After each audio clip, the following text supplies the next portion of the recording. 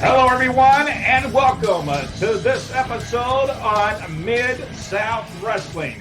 I believe we're at episode 276, and I believe this could have been the end of December. Am I correct about Rodney? Is this? That is, going into Christmas. It was originally aired December 20th, 1984, coming, of course, 1984, beginning to come to an end. One more big extravaganza before we head into 1985. The opening of the show begins with Boyd Pierce and Jim Ross, and they review the Ugandan warrior giant, whatever they were calling him at the time. One time he's the warrior, next time he's the giant.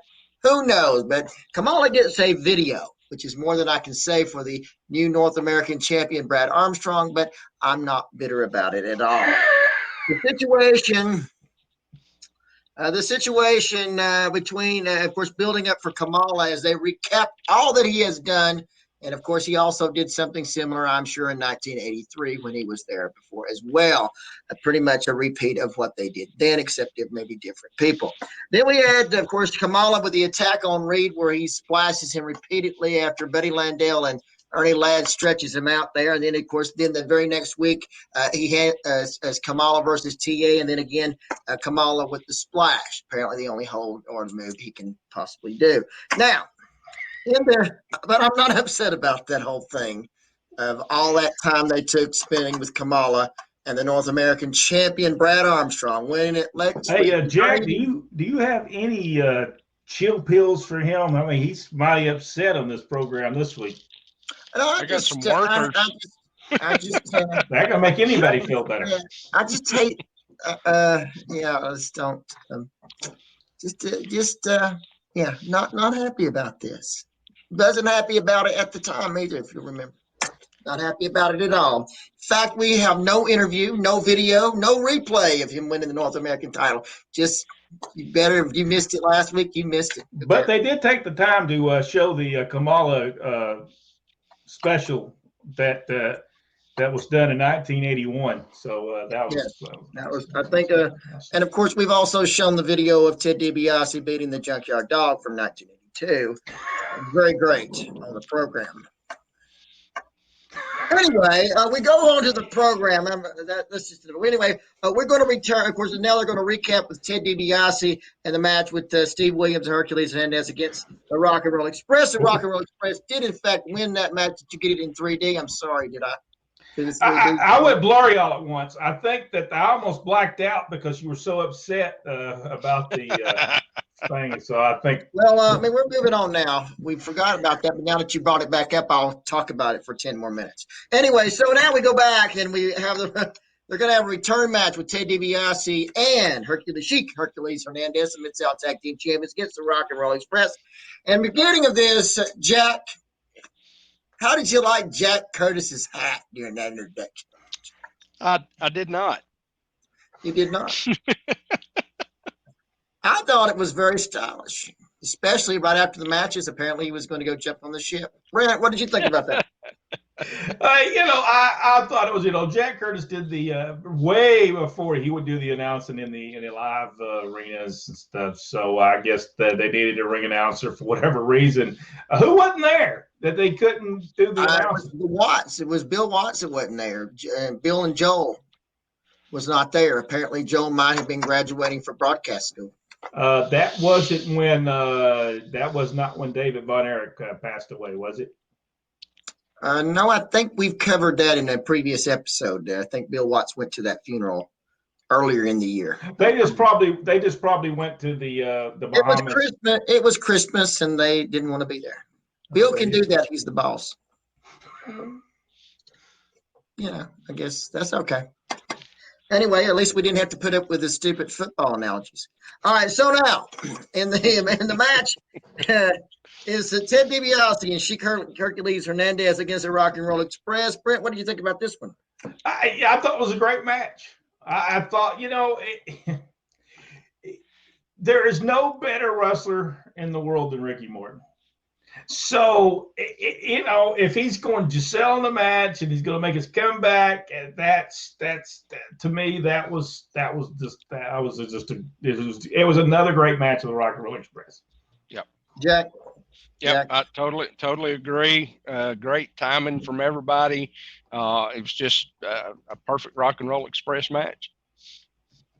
All right, and in the end, I thought it started very slow. The people seemed to have been, I don't know, they were kind of asleep. Maybe they were waiting for something to happen, or maybe kind of wondering what the guy with the hat on was doing in the ring. I don't know. But anyway, it finally kicks in, and of course, in that match, I don't know if you noticed it, Jim Ross announced Carl Fergie is the third man in the ring when he was actually the fifth. Anyway, so in that tag match, I guess the third match in the side, doing the, in the ring part, but, in a tag match, there's four, and then the referee, which would make five. That's just my opinion about that. In the end, it is Ted DiBiase trying to load the glove again. You would think they would try to do something about that. Then Morton blocked, and they were slamming the hand of Ted DiBiase, very similar to what they did weeks before. Then, amazingly, I don't know, maybe a little repeat. Maybe they were watching Ernie Ladd's matches from week before. They handed in this, I guess, the turban of Sheik Hercules, and he chokes out Ricky Morton and then puts him in the Shinnomaki, and they win 1, 2, 3 in that one. And it is Ted DiBiase and Sheik Hercules Hernandez winning that one. I wonder if they thought about that. I wonder if they thought we just choked somebody down last week. Well, you would think it would be something Ernie Ladd would do, but now Sheik Hercules is now doing the same thing too. He must have got the wrong. You think they got the wrong finishes? Well, he picked it up. He probably picked that up for Brad. Brad choked out Ernie Ladd the week before, then put the sleeper hold on him. I mean, it was, repetitious. It's Christmas. What do you expect from us? We're trying to get out of there. We want to go home. Anyway, so we have match number 2, one of my favorites. Iceman King Parsons comes to Mid-South to face the Ugandan warrior / giant Kamala, who we saw many times at the beginning of the program, many minutes of him. Jack, what did you think about this one? I thought it was a good match. I love this guy. I mean, he's so exciting. He pumps that crowd up. They were into it, and they had a reason to be. Can I ask the question? Was that the real Friday? Was that somebody different? I'm not sure. It seemed different. But I'm not sure. It didn't seem like the right guy, but because I look back at him and he had them. Did he always wear the little shorts? Yes. Yes, he did. He was on the safari in Africa, where he picked up. Apparently, Kamala was hitchhiking, and he picked him up during the safari. They were in that one, like at Walt Disney World, where you're riding through. He picks him up. I just noticed it did not look like the same guy. I thought at first it was Jim Cornette all dressed up in that. Would have been, hey. That would have been something good. I just kept on. I couldn't watch the match because I kept on looking at this guy, thinking, "Who is this guy? This is not the." But maybe I just never seen him. I don't know. In the end, it's Akbar doing the distraction and Kamala catching Iceman King Parsons with the chop to the head, and then it's the reverse. I guess you'd call the splash to the back, and then Kamala winning the match. After the match, Akbar comes in, steps on the Iceman. Iceman comes up and starts nailing Akbar. Then it's Kamala all over him again, and they leave him. Finally, it's Reed Taylor and Brad Armstrong, Tim Horner out for the rescue from Iceman from the Ugandan warrior / giant Kamala. I noticed Kamala he wasn't completely out of his mind, because when 3 or 4 of those guys, Terry Taylor now, he left. He was not all completely crazy. No, he knew what he was doing, and they did say that during the match, that he's able to listen to the referee's count and knows when to break to keep from being disqualified. And I think Jim Ross pointed that out.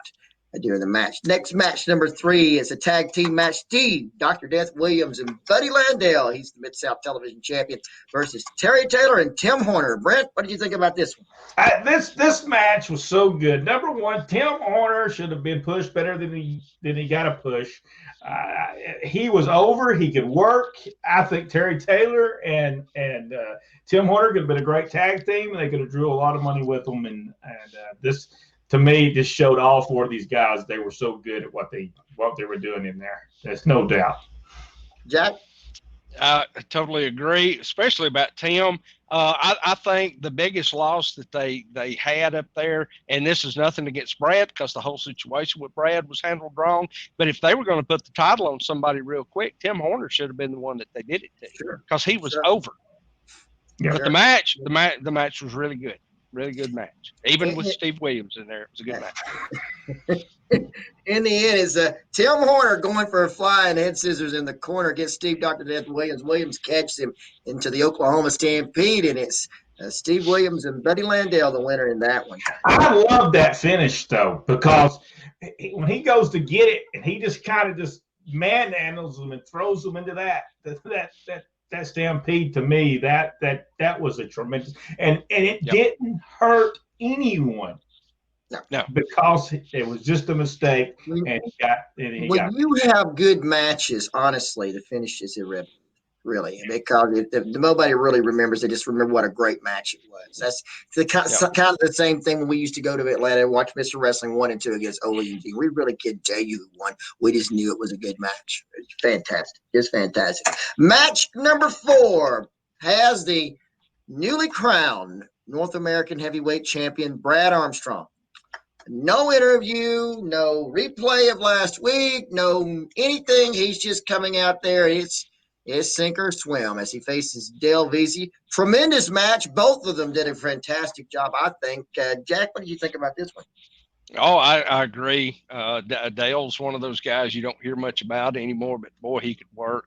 And Brad was just so fluid in this match. There was no mistakes from him. Brett?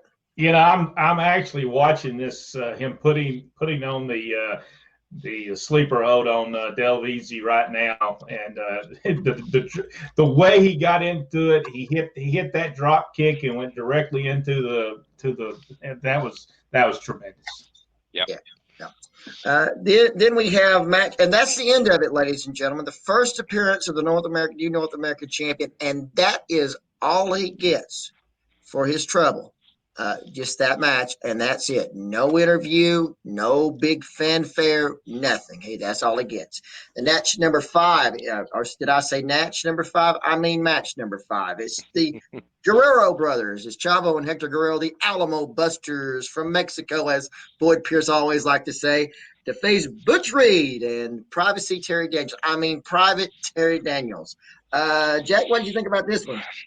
I was glad to see Terry Daniels get beat again. Match was good. The Guerrero family, always good in the ring. It's a good, solid match. And they smothered Terry up enough that the bad match he had last week, hopefully everybody forgot and just saw him for what it was. Boy, Terry Daniels is awkward watching him wrestle. I mean, I hate to be just critical of him, but he's so awkward. He's just. I don't hate it, but go ahead. I was just watching some of that right there while we were talking, and I'm thinking, man, he's so awkward in this match. You know, poor old Butch Reed. He's standing in that corner going, "Oh, couldn't they gave me Izzy Slappy Wits as a partner? Why did they have to give me?" He's great. Terry Daniels. Listen, I'm just Terry Daniels. There was something missing there, and he made things just look, and I think the Guerreros was like, man, I wish we could really just beat him up right here in this ring. Truly, they did a pretty good job with those bandoleros. So it's Williams with the football helmet calls it, I think, disqualification in that. Reed goes out against, and they fight on the outside with Steve Dr. Death Williams, All right, Steve Dr. Death Williams, and they're out fighting this, and then the Guerrero's get the bandoleros and do a number on Terry Daniels, and then it's Reed back in, make the save, and that was the end of that. Then we have a video. Former North American heavyweight champion Butch Reed, and a video that they've played on there many times. However, the new North American champion does not get a video interview, not even a thank you, at least to win. I guess he could have been, they could have had a video of him putting the ring up before the matches started. They might have give him a pickle on the way out. I don't know. Pickle, that's right. That to me, and I hate to just keep having this. This runs all over me. To put the title on the man, then do not follow up at all. Now, we talked about the Freebirds, and we talked about their first appearance on Georgia Championship Wrestling, and we said within, the first time they were there, they got over. Well, let's think about it. Gordon had the big opening with the music and the whole thing. Then they had the interview. Then they had the match. And then on a 2-hour show, they had a second match on there. So they majorly featured the Freebirds. The only thing that Brad got basically was his name mentioned in this one, compared to what they've done with Kamala and what they even did with Butch Reed.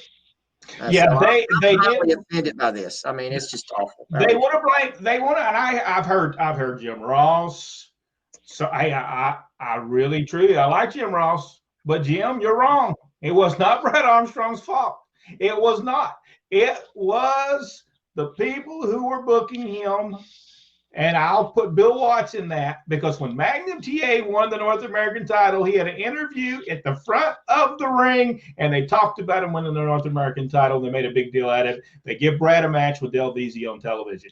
I'm not knocking that he should have had a match on there, but don't blame Brad Armstrong. Blame Jim Ross. He says he was a part of the book. Well, if you were part of that, then you can blame yourself for that, because you did give him an interview. You did put together a video to talk about him, and you never pushed him. So don't blame Brad Armstrong. Blame yourselves for that, not Brad Armstrong. Okay, now let me write down. I've got to apologize for Jim Ross. You tell me that I need to calm down. How dare you?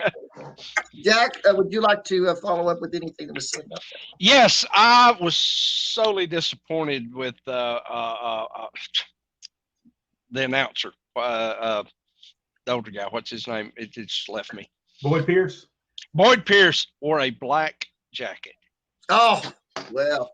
You know what? We're going to quit watching the show because of that. He should have had his Santa Claus jacket on for Christmas for sure. I was jacked because I knew it was in December and I was expecting something, and then you're going to be very disappointed really coming up, because they're going to pull him out of it, and everybody's going to be wearing Mid-South blazers very shortly.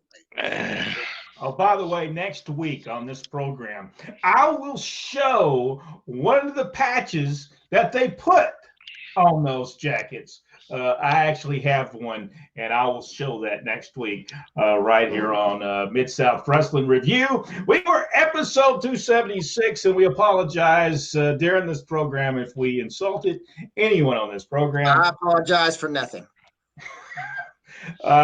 But I told the truth. If the truth offends you, then I'm sorry.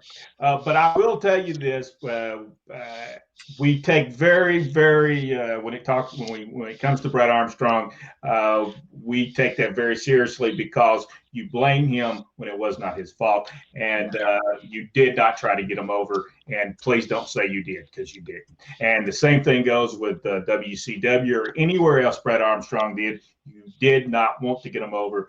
And it's because Brad did exactly what he was told, and he caused no trouble. But if you come in like a certain person we talked about in another episode, messed up, they keep pushing you and keep pushing you. Okay? The bottom line is Brad was never a problem. He showed up, he did exactly, and never said a word. But if he would have stood up and been more vocal, possibly, but then you would have got rid of him because you said, well, he's not being cooperative. This is true. This is true. You cannot sometimes win for losing. All right, Jack. Anything we need to talk about for Mid-South Wrestling this week as we go to episode 277 on the next episode? I'm looking forward to the next episode. Rodney, any final comments? Yeah, I'm sure you're looking forward to it. The North American champion will be put in a tag team match for the next 2 episodes, by the way, just so that you know. That's a spoiler alert. And we look forward to seeing each and every one of you as we continue to talk about Mid-South Wrestling. Go ahead, Brett. Did you lose